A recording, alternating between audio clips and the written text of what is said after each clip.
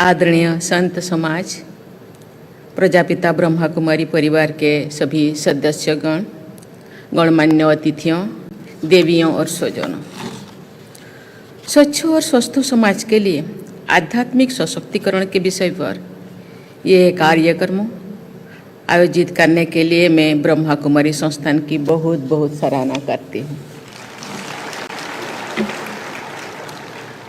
ब्रह्मा कुमारी संस्थान आध्यात्मिक बंधुता के विस्तृत और सुदृढ़ आधार पर खड़ा है, जो पंथ और धर्म की परिभाषाओं से सीमित नहीं होता है।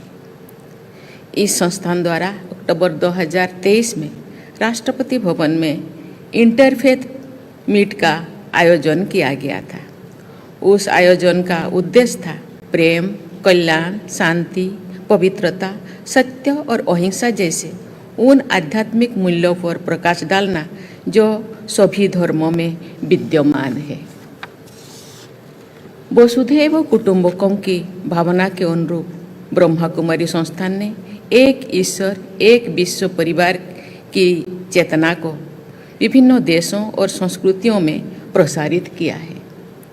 ईश्वर एक है और मानवता भी एक ही है। एकता ही ये आध्यात्मिक चेतना, स्वच्छ और स्वस्थ समाज की पहचान होती है।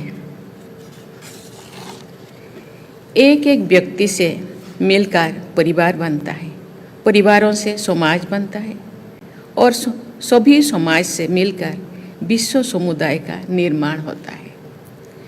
विचार और कार्यों की व्यक्तिगत सुचिता से परिवार में पवित्रता रहेगी, पारिवारिक सुचिता से समाज स्वच्छ रहेगा, समाज की सुचिता से मानवता स्वच्छ एवं स्वस्थ होगी। ऐसे व्यक्ति समाज एवं विश्व समुदाय के निर्माण के लिए आध्यात्मिक सशक्तिकरण ही प्रभावी माध्यम है। इसीलिए आज के कार्यक्रम का विषय अत्यंत प्रासंगिक और उपयोगी है। स्वार्थ से उठकर लोक कल्याण की भावना से कार्य करना आंतरिक आध्यात्मिकता की सामाजिक अभिव्यक्ति है। लोकहित यानी परोपकार करना सबसे महत्वपूर्ण आध्यात्मिक मूल्यों में से एक है। अष्टादशो पुराणेषु भाष्यस्य वचनद्वयम् परोपकारोः पुण्याय पापाय परपीडनम्, अर्थात महर्षि वेदव्यास ने 18 पुराणों में 2 महत्वपूर्ण बातें कही है। पहली बात है कि यदि पुण्य कमाना है तो परोपकार तो करना ही है।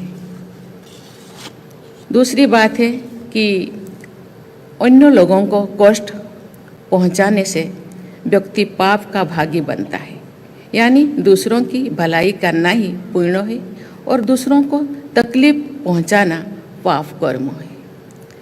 नैतिकता की इस सरल व्याख्या को अपने आचरण में ढालना आध्यात्मिक सशक्तिकरण का सबसे आसान और प्रभावी तरीका है। वेदव्यास की ये आध्यात्मिक शिक्षा भारतीय चेतना के मूल्यों में है और संतों ने इसे बार बार दोहराया भी है। महर्षि व्यास के कथन के कई सदियों के बाद गोस्वामी तुलसीदास ने भी कहा, परोहित सरिस धर्म नहीं भाई, परपीड़ा सम नहीं अधमई, अर्थात दूसरों के हित में कार्य करने के समान कोई धर्म नहीं और दूसरों को दुख पहुंचाने के समान कोई अधम पाप नहीं है। देवियों और स्वजनों, भय, आतंक और युद्धों को बढ़ावा देने वाली शक्तियाँ विश्व के कई हिस्सों में बहुत सक्रिय है। ऐसे वातावरण में ब्रह्मा कुमारी संस्था ने 100 से अधिक देशों में अनेक केंद्रों के माध्यम से मानवता के सशक्तिकरण का प्रभावी मंच उपलब्ध कराया है। ये आध्यात्मिक मूल्यों के प्रचार प्रसार द्वारा विश्व बंधुत्व को शक्ति प्रदान करने का अमूल्य प्रयास है। नकारात्मक विचारों पर सकारात्मक सोच के विजय, निराशा पर आशा की विजय का संकल्प लेकर ब्रह्मा कुमारी संस्थान द्वारा देश विदेश के कोने कोने में आध्यात्मिक सशक्तिकरण के लक्ष्यों को सिद्ध किया जाता है। मैंने ब्रह्मा कुमारी संस्थान द्वारा आध्यात्मिक सशक्तिकरण के इस अभियान से अपने व्यक्तिगत जीवन में प्रभावी परिवर्तन का अनुभव किया है।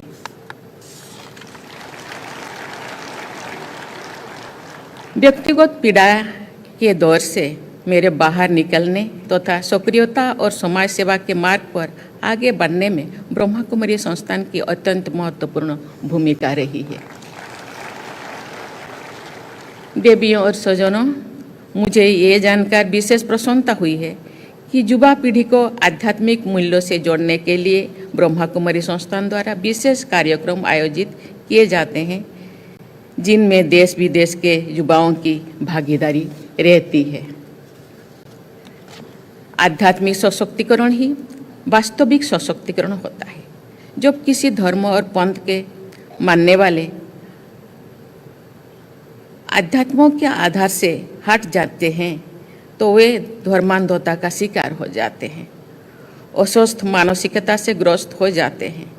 आध्यात्मिक मूल्य सभी धर्मों के लोगों को एक दूसरे से जोड़ते हैं। भारत की धरती आध्यात्मिक भूमि रही है। प्रभु श्री राम और भगवान श्री कृष्ण के आदर्श, भगवान महावीर और भगवान बुद्ध के शिक्षाएं, संत कबीर और गुरु नानक देव जी के संदेश, रामकृष्ण परमहंस, स्वामी विवेकानंद और श्री अरबिंदो के दार्शनिक सिद्धांत, ये सभी आध्यात्मिक सशक्तिकरण के अक्षय स्रोत है।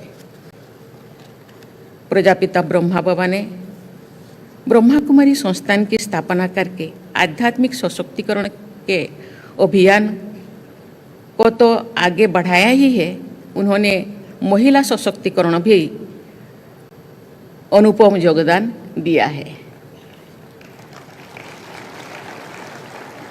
ब्रह्मा कुमारी संस्थान महिलाओं द्वारा संचालित किए जाने वाला विश्व का संभवतः सबसे बड़ा आध्यात्मिक संस्थान है। इस संस्थान में ब्रह्मा कुमारी बहन आगे रहती है तथा उनके सहयोगी ब्रह्मा कुमार भाई नेपथ्य में कार्यरत रहते हैं। ऐसे अनूठे सामंजस्य के साथ ये संस्थान निरंतर आगे बढ़ रहा है। ऐसा करके आप सबने विश्व समुदाय के सम्मुख आध्यात्मिक प्रगति और महिला सशक्तिकरण का अद्वितीय उदाहरण वस्तुतः अपन प्रस्तुत किए हैं। देवियों और स्वजनों, अरबिंदो इंटीग्रल स्कूल में एक शिक्षक के रूप में मेरा अनुभव इस बात को पुष्ट करता है कि शिक्षा में आध्यात्मिकता का समावेश करना स्वस्थ पीढ़ी के निर्माण के लिए अनिवार्य है। बच्चों में सादगी, सत्यनिष्ठा और सेवाभाव के प्रति रुझान पैदा करना प्राथमिक शिक्षा का अंग होना चाहिए। महात्मा गांधी ने अपनी आत्मकथा में आत्मिक शिक्षा नामक एक अध्याय लिखा है। वो छोटा सा अध्याय पढ़ने और आचरण में लाने योग्य है। गांधी जी ने लिखा है कि आत्मिक ज्ञान पोथियों द्वारा नहीं दिया जा सकता है। शरीर की शिक्षा शरीर के व्यायाम द्वारा दी जा सकती है। बुद्धि की शिक्षा बुद्धि के व्यायाम द्वारा दी जा सकती है। ऐसे ही आत्मा की शिक्षा आत्मा के व्यायाम द्वारा दी जा सकती है, जिसका आधार होता है शिक्षक का आचरण। यदि शिक्षक सदा सच नहीं बोलते तो विद्यार्थियों को सत्य बोलने की शिक्षा देने में वे सफल नहीं हो सकती। ऐसे आध्यात्मिक मूल्यों को बच्चे किताबों में नहीं बल्कि माता पिता और शिक्षकों के आचरण से सीखते हैं। देवियों और स्वजनों, विश्व इतिहास के तथा राष्ट्रों के इतिहास के स्वर्णिम अध्याय सदैव आध्यात्मिक मूल्यों पर आधारित रही है। विश्व इतिहास साक्षी है कि आध्यात्मिक मूल्यों का तिरस्कार करके केवल भौतिक प्रगति का मार्ग अपनाना अंततः विनाशकारी है और यही सिद्ध होता है। स्वच्छ मानसिकता के आधार पर ही समग्र स्वास्थ्य संभव होता है। सही अर्थों में स्वस्थ व्यक्ति शारीरिक, मानसिक और आध्यात्मिक तीनों आयामों पर खरा उतरना चाहिए। ऐसे व्यक्ति स्वस्थ समाज, राष्ट्र और विश्व समुदाय का निर्माण करते हैं।